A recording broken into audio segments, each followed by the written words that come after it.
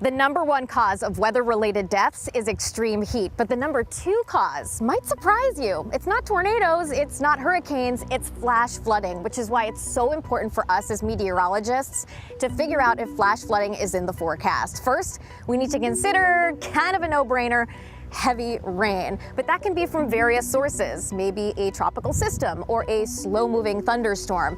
Next up, we need some context. How wet or dry is the soil? How high are the rivers?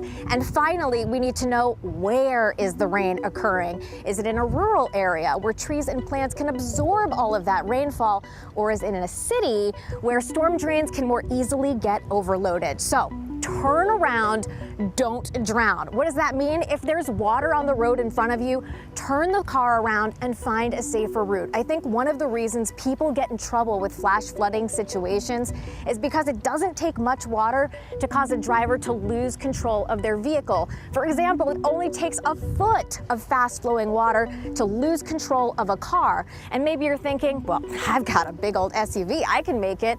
But it only takes 1.5 to 2 feet of water to lose control of that. So turn around, find a safer route. Otherwise, you're putting your life at risk and the lives of first responders at risk as well.